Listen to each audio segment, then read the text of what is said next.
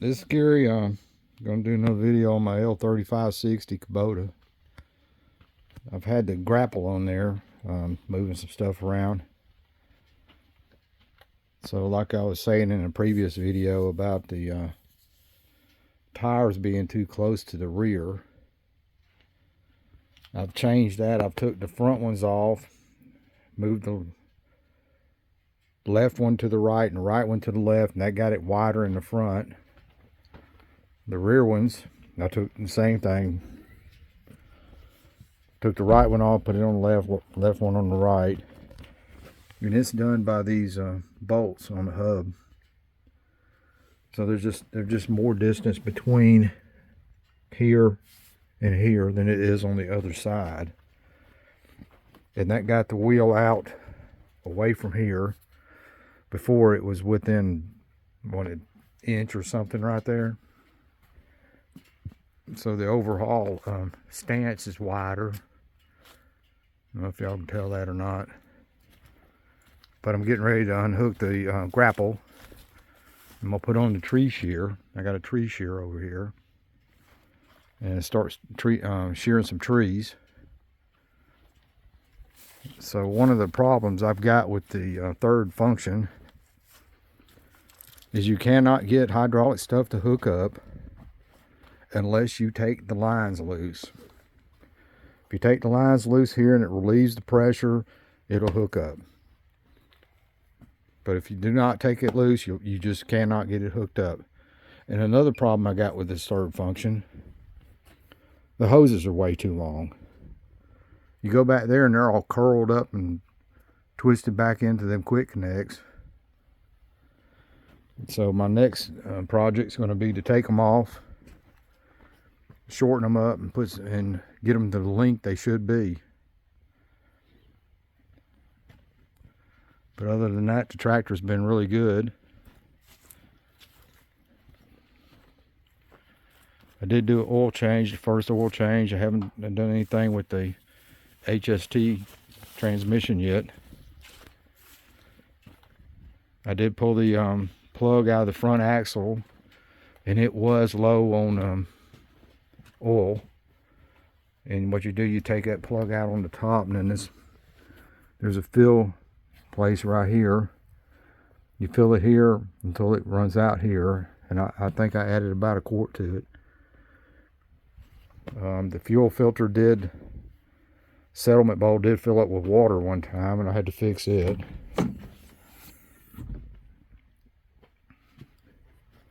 There is a couple of things I do not like about the inside.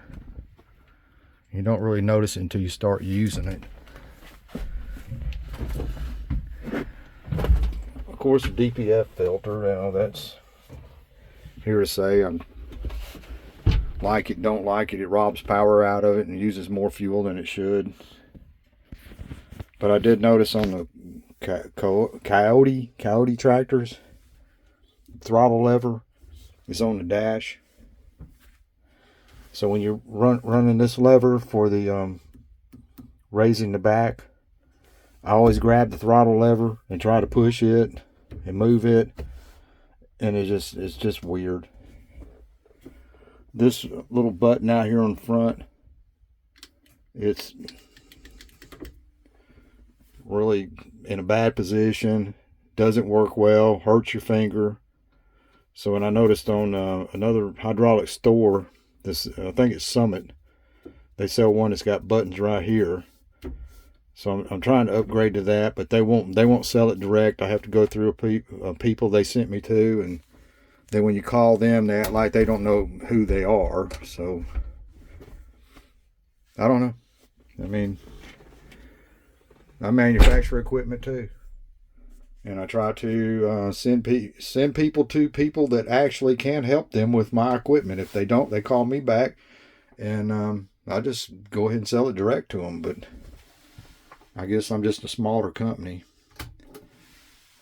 But as you can see, when you turn on,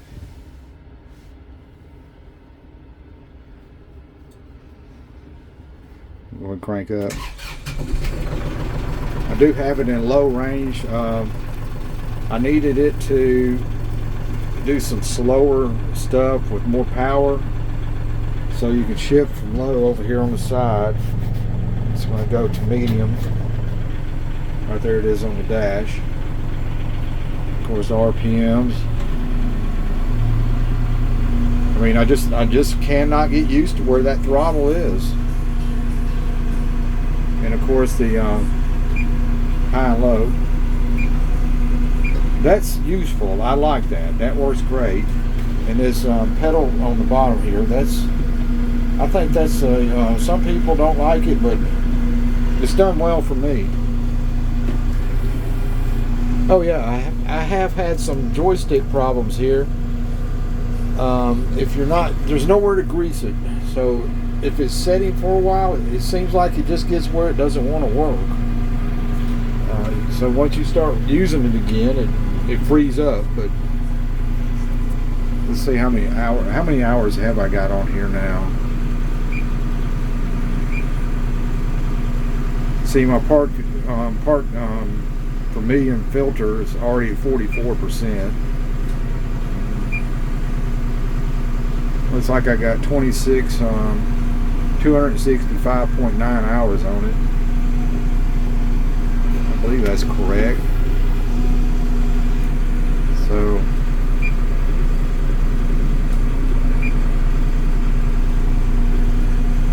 the PTO button, I like the position of it. You can hit it and knock it off real easy. So it's in a good position. The cab on this tractor is, you can see out really well. It's got good vents in it.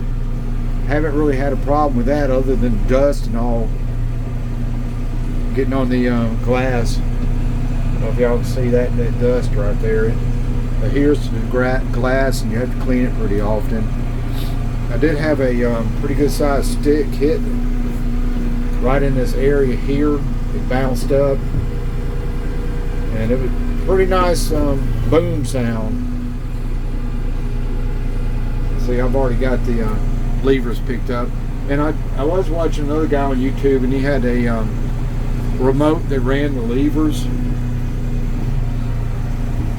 I guess that would be nice to have, but you still got to get out and hook up the hydraulics.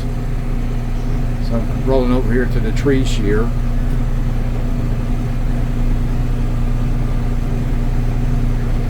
Of course, there's the bush hog. It's a little bigger than what this tractor needs to handle, but it does work on here and cuts pretty dang good, actually. That's where you run into the problem with the button right here, is it hurts your finger because you got to hold it in. There's no constant flow. And that was one of the things I was trying to find, and nobody could really help me with it. So that's kind of disturbing, you know, that customer service is part of what this equipment is. If you don't, I'm hooking up the tree shear now, so a little trial and error here, but kind of hard. It's kind of hard to see where the front is there. I don't know if y'all can tell where that is. But I have to work it in quite a bit here. I may have it now. Oh yeah, I'm hooked in. This tree shear works really well on this tractor. Very nice.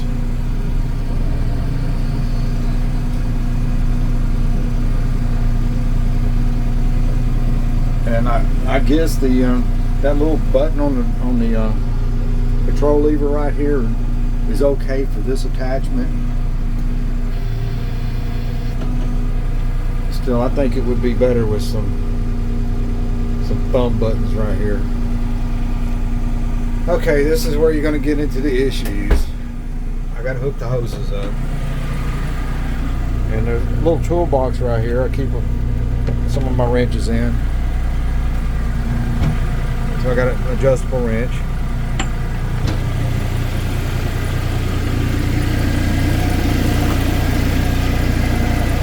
Got First thing you're going to do is lock it down into position. You have to be sure that that's going to punch through there. Here's the tree shear.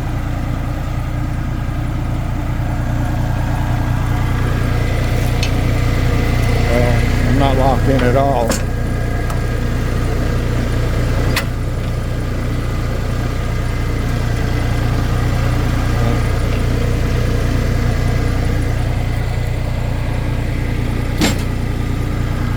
I'd stand on the front of it to get it to jump down where I can lock it in. There's one, two, okay. See down there, it is locked in. Now here's the hoses.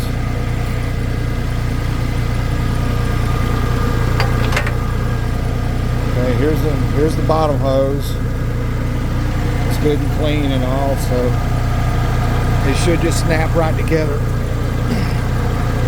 This is where the issues are. They don't go together. So then you have to release the pressure. I mean, to me, this is kind of weird.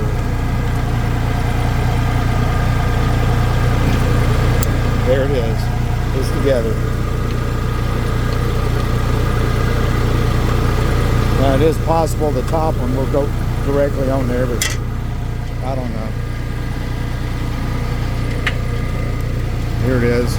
I am doing this on my phone, so I don't have a cameraman. I am the cameraman. Alright, it went right on there. Usually I have to release both line pressures. So she's ready to work now. This thing has been a workhorse for me. I think I paid like $3,200 for it. It was a cheaper model.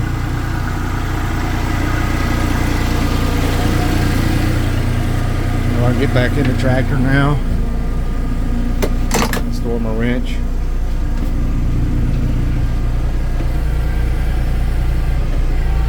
Y'all can see this.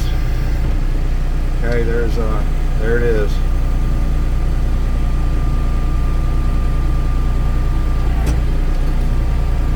This also works well on my skid steer, so I can trim trees off high or low. So I got one leaning right here. I'm going to trim it.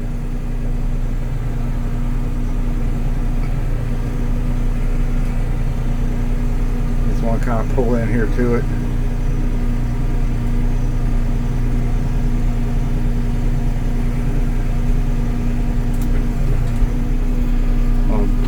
Tilt down a little bit and I'll get below that branch.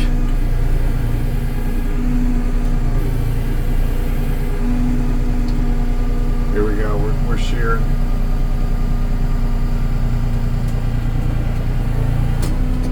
That's it.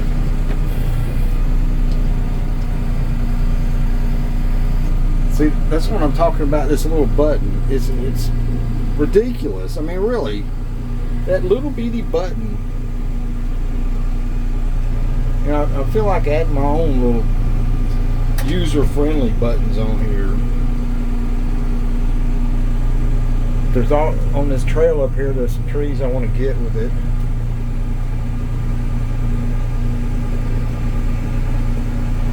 I'm trying to clear all the way up through on this trail here.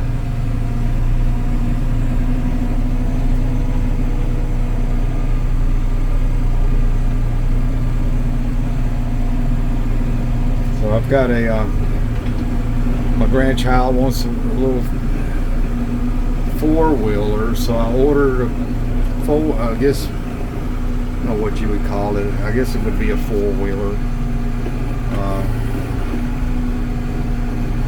Chinese thing. So here we go, I'm going to do that one.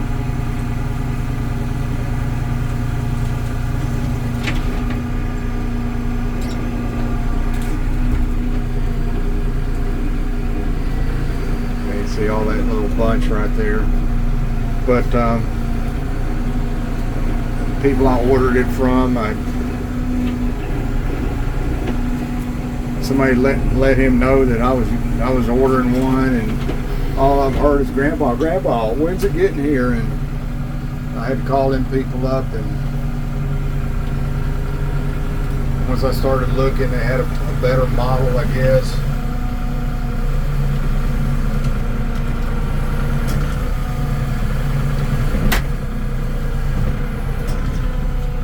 So you snapped them right off. That was 2 at a time.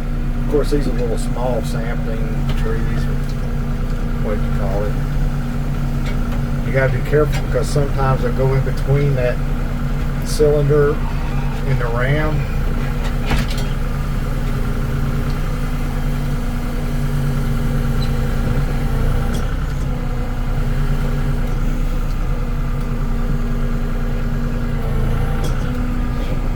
They cut them.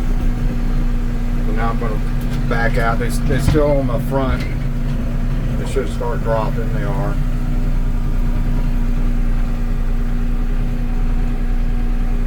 And what I do like about this is you can pull up here and grab one. Don't cut it all the way through. That one's already cut. And then pull it out. See, it's pulling it out.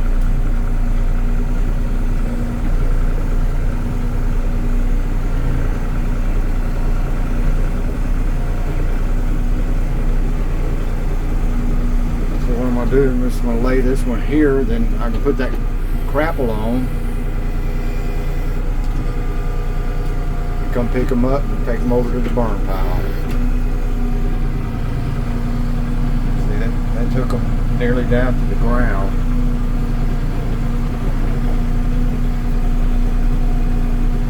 Okay, on this one here, okay, that one there was interfering me when I pulled in there, so I'm going to go ahead and snip it off. You see, since I've improved the wheels, I'm not leaning over as much.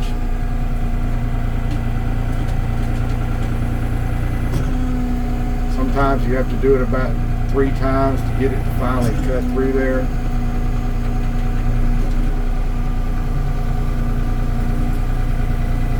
And it does like throwing it to the right versus the left.